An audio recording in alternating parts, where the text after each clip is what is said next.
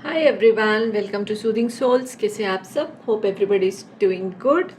ठीक है, ज़िंदगी में आगे बढ़ रहे हैं। तो चलिए फ्रेंड्स, आज की जो ये जनरल कलेक्टिव रीडिंग है, टाइमलेस रीडिंग है, जेंडर स्पेसिफिक नहीं है। इसको कोई भी देख सकता है, किसी के लिए भी देख सकता है। ठीक है, और इसमें हम ये देखते हैं कि आपके रिलेशनशिप में क्या ब्लॉकेजेस आ रहे हैं। अगर आपका एक एक्स्ट्रा मैरिटल है, यानी कि या तो आप मैरिड हो या तो आपके पर्सन मैरिड है या both of you are married to some other person, तो भी ये रीडिंग आप देख सकते हैं। ठीक है, तो चलिए हम देखते हैं कि ब्लॉकेजेस जो हैं वो क्या आ रहे हैं आपके रिश्ते में। So be in a very positive mind के साथ ये रीडिंग हम करेंगे और देखेंगे। ठीक है, तो चलिए देखते हैं। So what are the blockages in my viewers relationship? Divine please guide.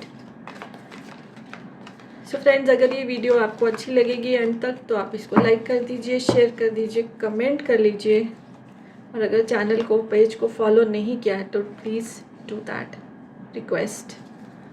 Okay, so what are the blockages? Okay, ठीक है।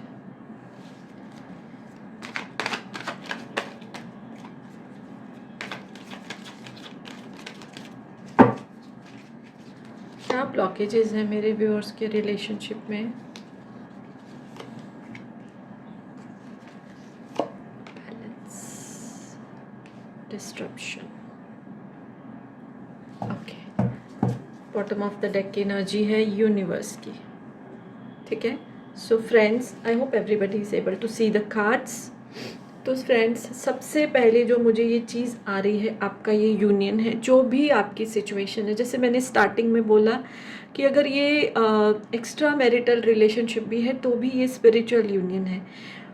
ओके, यानी कि आपको आपका पास्ट लाइफ अपने पर्सन के साथ कनेक्शन है, और जैसे ही आप एक दूसरे की स्पेस में आए, एक दूसरे के सामने आए, आप एक दूसरे को रेजिस्ट नहीं कर पाए। चाहे आपकी शादी हो चुकी थी या उनकी शादी हो चुकी थी, या बोथ ऑफ यू।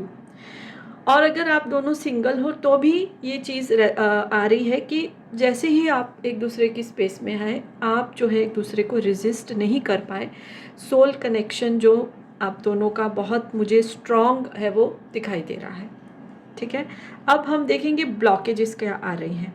तो सबसे पहली बात जो मुझे ये आ रही है, इस रिलेशनशिप में बैलेंस नहीं है। यानी कि बहुत बार जो है वो सेपरेशन होता है, नो कांटेक्ट होता है, दोनों एक दूसरे की बातों से एग्री नहीं करते हो या सिचुएशन से एग्री नहीं करते हो, तो सेपरेशन, नो कांटेक्ट बहुत बार जो है वो हो चुका है, जिसकी वजह से रिश्ते में बैलेंस नहीं आ पा रहा है।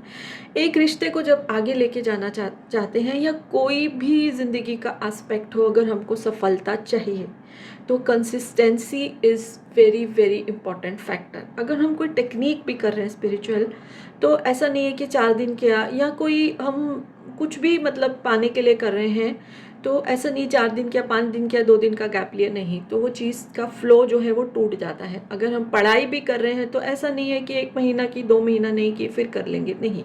Consistency is the key to success.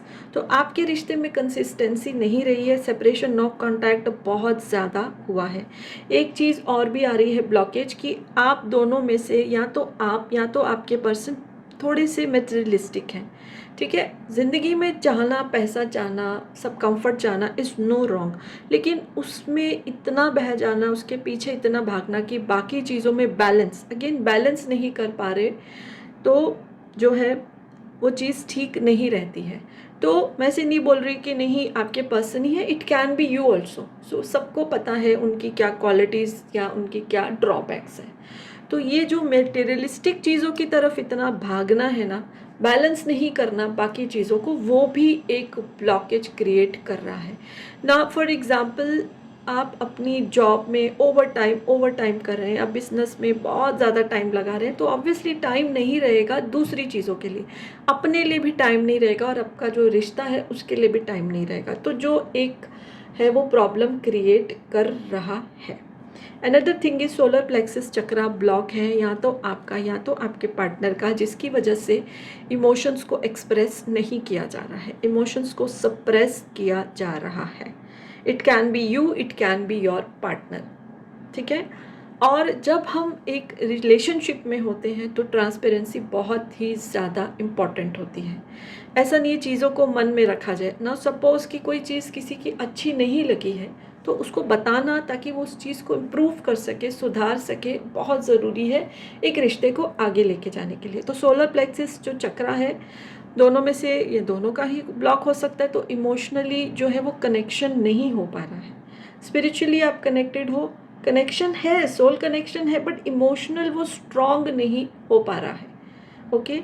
और एक चीज़ जो ये इम्पॉर्टेंट आ रही है कि किसी किसी के केस में किसी से रेजोनेट हो सकता है, थर्ड पार्टी भी जो है वो इस रिश्ते को ख़राब कर रही है, ब्लॉकेज क्रिएट कर रही है, डिस्ट्रप्शन पैदा कर रही है।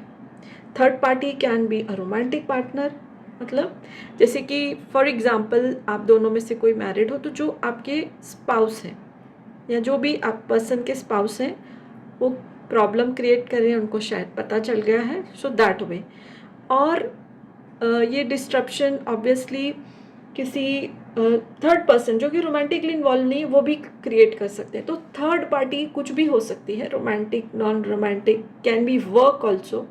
सो वो जो है डिस्ट्रप्शन क्रिएट कर रहे हैं। So these are various factors जो कि आपके रिश्ते में ब्लॉकेज क्रिएट कर रहे हैं। अब आगे के लिए जो है ये देखिए, यूनिवर्स का कार्ड आया है बॉटम ऑफ द डेक में। जैसे मैंने आपको बोला स्पिरिचुअल यूनियन है, तो यूनिवर्स का कार्ड आया है। ये ब्लॉकेजेस भी universe will help you to clear away. आपको एफर्ट करने पड़ेंगे, ठीक है, दिमाग लगाना पड़ेगा, अवेयर होना पड़ेगा कि ब्लॉकेजेस आ किधर रहे हैं, तो ही आप उनको रिमूव कर सकोगे और यूनिवर्स उसमें आपकी हेल्प करेंगे। Because this is somewhere down the line a spiritual connection, soul connection, ठीक है। तो ये प्रॉब्लम्स जो हैं आपको अवेयर होना पड़ेगा, समझना पड़ेगा। इस रिश्ते को ठीक करना है, वो आप नहीं छोड़ पाओगे, ना वो छोड़ पाएंगे। सेपरेशन, नो कांटेक्ट बीच बीच में आता है, जैसे मैंने बोला, वो भी एक रीज़न है, वो भी ब्लॉकेज बन जाता है, क्योंकि फिर कंसिस्टेंसी नहीं रहती है। बट छोड़ तो नहीं पाओगे, that is not in the cards. तो अवेयर हो जाइए कौन से फैक्टर्स ब्लॉकेज क्रिएट कर रहे हैं, और फिर उनको दूर करने का भी आपको रास्ता मिलेगा, ठीक है। सो ये रीडिंग अच्छी लगी है तो लाइक कर दीजिए, चैनल सब्सक्राइब नहीं किया, पेज फॉलो नहीं किया तो कर सकते हैं। So yes, bye for now and blessings to you all.